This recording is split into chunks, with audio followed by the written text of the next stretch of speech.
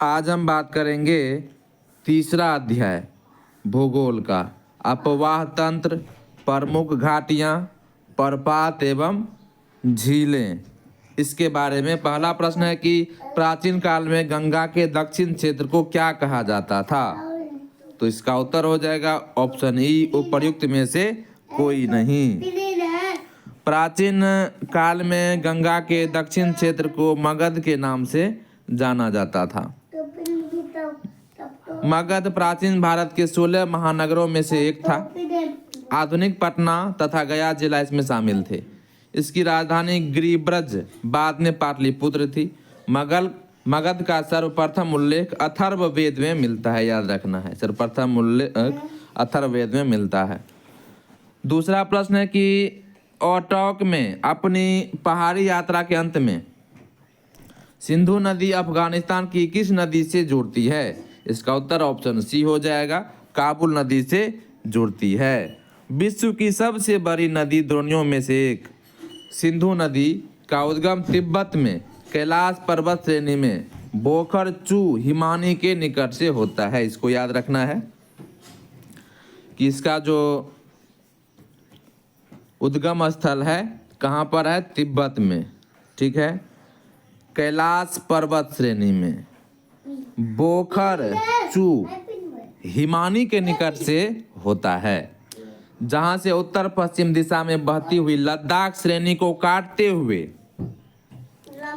गिलगित के समीप एक दर्शनीय महाखड्ड का निर्माण करती है, जहां से पाकिस्तान के चिल्लर के निकट दर्दिस्तान प्रदेश में प्रवेश करती है तथा अटक के निकट पहाड़ियों से बाहर निकलती है, जहां दाहिने तट पर काबुल नदी इसमें मिलती है। दाहिने तट पर मिलने वाली अन्य प्रमुख नदियां में खुर्रम, तोची, गोमस, विबोआ और संगर है। अब आगे बढ़ते हैं और अगला प्रश्न है पांगोंग झील डैश डैश में है। पांगोंग झील किस में है? तो इसका उत्तर हो जाएगा ऑप्शन सी, यानी कि जो पांगोंग झील है लद्दाख केंद्र शासित प्रदेश में स्थित है। यह झील लगभग 43-50 मीटर की ऊंचाई पर स्थित दुनिया की सबसे ऊंची खारे पानी की झील है। इसको याद रखना है, कितना ऊंची है?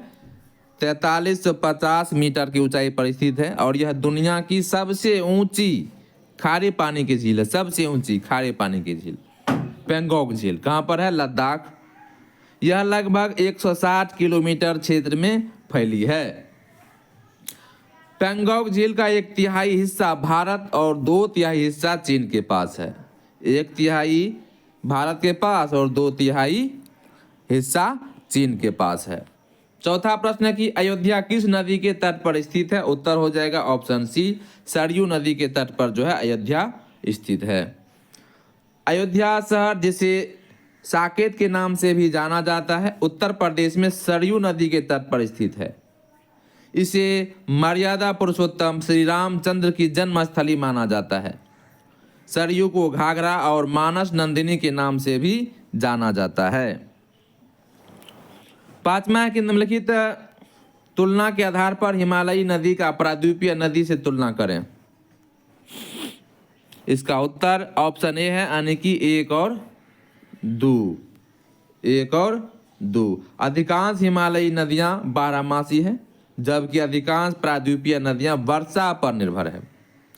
हिमालयी नदी की ढाल प्रायद्वीपीय नदी का तुलना में अधिक खड़ा है।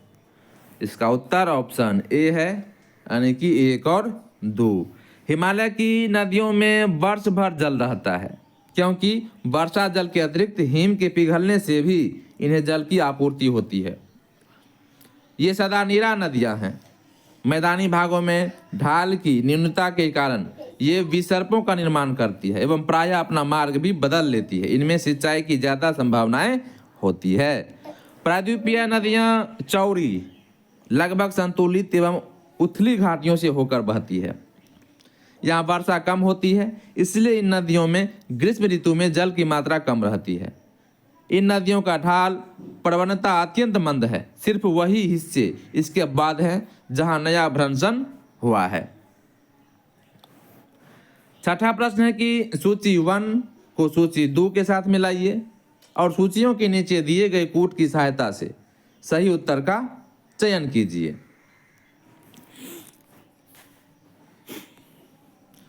इसका उत्तर देख लेते हैं। इसका उत्तर हो जाएगा ऑप्शन डी 4, 3, 2, 1, यानी कि लोनार झील महाराष्ट्र में है, जयसमंद झील राजस्थान में, पेरियार झील केरल में और नागिन झील जम्मू कश्मीर में है। लोनार झील महाराष्ट्र में, जयसमंद झील राजस्थान में, पेरियार झील केरल में और नागिन झील जम्मू कश्मीर में है। 7वां प्रश्न है कि निम्नलिखित में से कौन सी एक मीठे पानी की झील है? उत्तर ऑप्शन ए हो जाएगा कि वूलर एवं लोकटक झील मीठे पानी की झील है। तो इसका उत्तर A+D होता। वूलर झील जम्मू कश्मीर संघ राज्य क्षेत्र में स्थित भारत की ताजे जल की बृहत्तम झील है। वूलर झील झेलम नदी पर निर्मित गोखुर झील का उदाहरण है। लोकटक झील यह उत्तर पूर्वी राज्य मणिपुर में स्थित है। यह मीठे पानी की झील है। यह झील विश्व में तैरती द्वीपीय झील के रूप में प्रसिद्ध है। इस झील में केबुल लामजाओ नामक राष्ट्रीय पार्क भी है।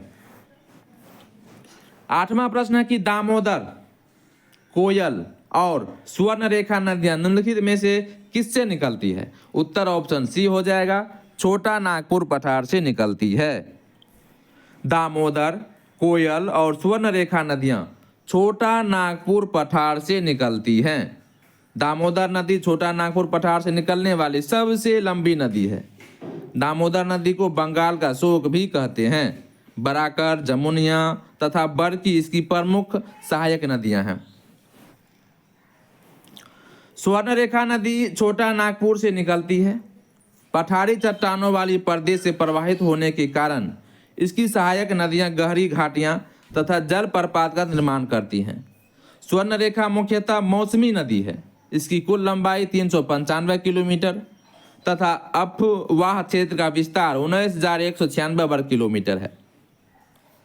इसका अपवाह बेसिन झारखंड, ओडिशा एवं पश्चिम बंगाल में पड़ता है। कोयला नदी का उद्गम छोटा नागपुर पठार है। कोयल नदी पलामू टाइगर रिजर्व से निकलती है और 2 नदियों दक्षिण कोयल एवं उत्तरी कोयल नदी में विभाजित हो जाती है।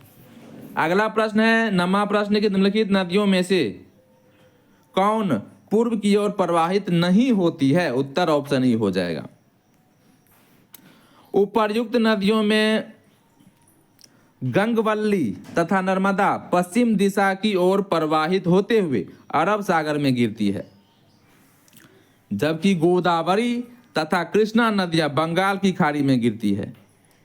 गंगवल्ली नदी भारत के कर्नाटक राज्य में बहती है और पश्चिमी घाट से धारवाड़ के दक्षिण में सालमाला नदी के रूप में निकलती है और पश्चिम दिशा की ओर बहते हुए अरब सागर में गिरती है। नर्मदा नदी मध्य प्रदेश में अमरकंटक की पहाड़ी से निकलने के पश्चात उत्तर में विंध्यन पर्वत तथा दक्षिण में सतपुरा पर्वत के मध्य भ्रंश घाटी से होकर प्रवाहित होते हुए अरब सागर की खंभात की खाड़ी में गिरती है। 10वां प्रश्न है कि निम्नलिखित नदियों को ध्यान में रखते हुए कावेरी नदी की सहायक नदियों की पहचान कीजिए। कावेरी नदी की सहायक नदी यानी कि 1, 2 और 4। कावेरी नदी की सहायक नदी अमरावती, दूधगंगा और हेमावती। इसका उत्तर हो जाएगा ऑप्शन बी 1, 2 और 4। कावेरी नदी का उद्गम कर्नाटक राज्य के पश्चिमी घाट में स्थित ब्रह्मगिरी पहाड़ी के पास से होता है। कहाँ पर है कावेरी नदी? तो कर्नाटक। क से कावेरी, क से कर्नाटक, पश्चिमी घाट है और ब्रह्मगिरी पहाड़ी के पास होता है। यह कर्नाटक तथा तमिलनाडु राज्यों में दक्षिण पूर्व में बहती हुई बंगाल खाड़ी में मुहाना बनाती है। कावेरी नदी की सहायक नदियां बाएं तट की हेमावती है, सिमसा, अक्रावती। दाएं तट की काबिनी, भवानी, लक्ष्मण तीर्थ, अमरावती। दूधगंगा। कृष्ण नदी की सहायक नदी जो है दूधगंगा है।